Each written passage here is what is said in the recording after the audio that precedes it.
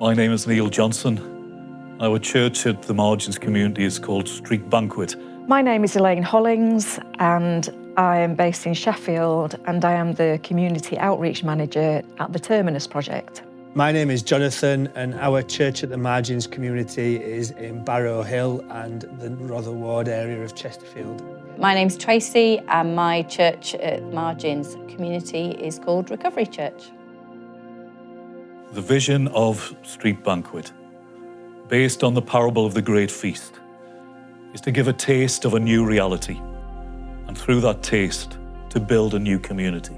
The vision for Recovery Church is gathering people who have lived or living experience of addiction in different forms, some who have some kind of sobriety and some who are still struggling to find day one. Our vision for our community is to establish a new place for new people to find God and to build Christian communities in places where there is poverty and hardship and working alongside people in those communities to bring some hope into the lives of the people there. The vision for the Terminus project is to reach as many people as possible on a particular estate in Sheffield who don't know yet the hope of God. I discovered the vision for Street Banquet many years ago when a colleague of mine came to me one morning with the parable of the Great Feast. And she said, imagine you knew nothing about church or Jesus or God. You just had this one story that Jesus told. Could you build a new Christian community upon that alone? And that inspired me to begin Street Banquet. So we discovered the vision for the church at the Margins, definitely left behind places in the communities I'm working in. In one of the villages, the Methodist Church had shut, the Anglican Church had closed. There was no other church presence there, there's no other community space there or community programs there. So that was identified as very much a left behind place, and the church had it on its heart to not leave it behind either and try and do something new in that community. We discovered a vision for Terminus, but I've always felt a little bit disenfranchised from the regular church and a little bit sort of on the edge. And so I really do identify with people who feel that way as well. We're doing this because we have a real passion to be inclusive, to let people know that God is in their community. And the community that I work with are people who are a little bit disenfranchised from the regular church. Oh, why am I doing this? Good question, because it was never an intention. It's been an accident in many ways. God's taken me down an unexpected journey. But I do this because I found a group of people who I'm passionate about, who have something to teach me as well as what I can offer them, who are a group of people predominantly who find themselves marginalised. And I want to be in a place where I can help them find some hope. My advice to anyone who wants to begin a new church at the Margins community is, first of all, go with your passion. If you are furious that homelessness is a scandal in our society, then go with that. But then go into the street community and begin to listen, because through that listening, a new vision can emerge. If you really want to get started in beginning a church at the Margins, try and start with a completely blank slate. Go in with an open mind, don't have any expectations, and really try and find places where you can meet people or opportunities and ways where you can meet people, talk to people, listen, and start bringing people together. Find the gaps in your community. What is the need in this area? What do people want? What do people want to engage with? And that's the place to start for me. And then you can start developing things from that point. So if you wanted to start a recovery church, I think my first question would be, are you in contact with people who are seeking recovery from addictions in the first place? This is not a community that you build, that you do something to people. I'm a person in recovery and I found other people who are seeking recovery.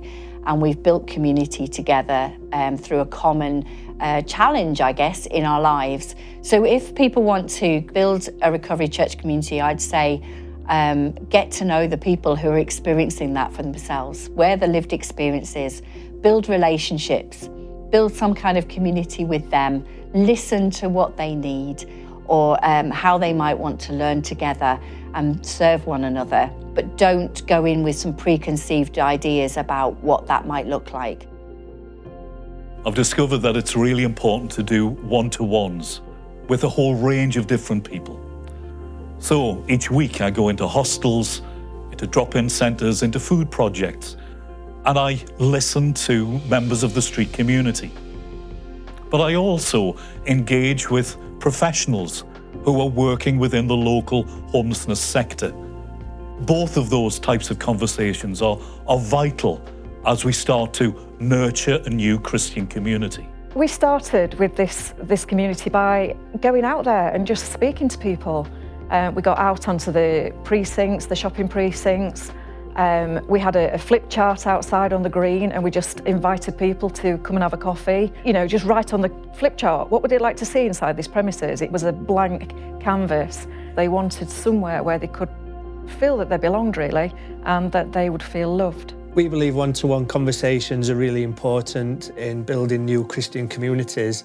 And we've had lots of one-to-one conversations with people in the work that we've done. We draw alongside people, find ways of meeting people and engage with them, talk to them and really get to know people through asking questions about what they like about their community, what they enjoy, what are they good at. And if they were interested in developing a new community activities and also being part of a new Christian community, we're just trying to find places where we can meet people, new people all the time, places where people gather that already exist in our communities. We've learned within our community that people are really genuine. They're not afraid to tell each other their problems and to share those problems.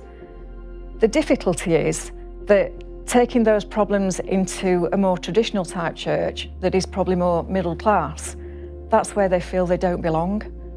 So we have now a community with a real sense of belonging. Those of us who are part of the Church at the Margins community believe that people who've got lived experience of poverty are the experts themselves. So we need to be open to them. We need to learn from them. And then together, we build new Christian communities. In one particular community that I am working in, I realise that poverty is getting worse. People are struggling more and more. And society, people in these communities are getting more and more left behind.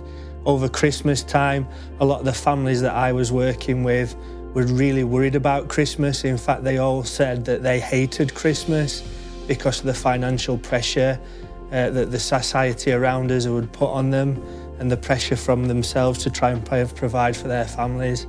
So this was really prevalent this year for me. So I tried really hard as a church to try and draw alongside people in that situation. The Recovery Church community have taught me so much about God and the nature of God, about the nature of forgiveness, the nature of grace and mercy.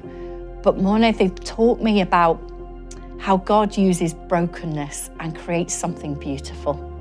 That he's not finished with any of us, that he sees beyond those things that only society sees or other people want to judge you for. He takes those things that we might feel the most ashamed about and turns them into the things that we might glorify him. I never thought that my struggles with addiction, which were the thing that I kept the most secret, the most private, would be the thing that he'd turned round and turned into my ministry. And what I see with these beautiful souls that I get to work with is he is using these people who feel the most worthless, judged, insignificant, because that's how society has branded them and given them the stigma around addiction, and has turned them into these people who have so much to teach myself, the church, the wider church, and everybody around them. It's just the most incredible thing to witness and to be reminded of that is the nature of God, who just wants to be in the places and the people that might be the most marginalised by everybody else. But God's kingdom is upside down, and these are the most precious people in his sight.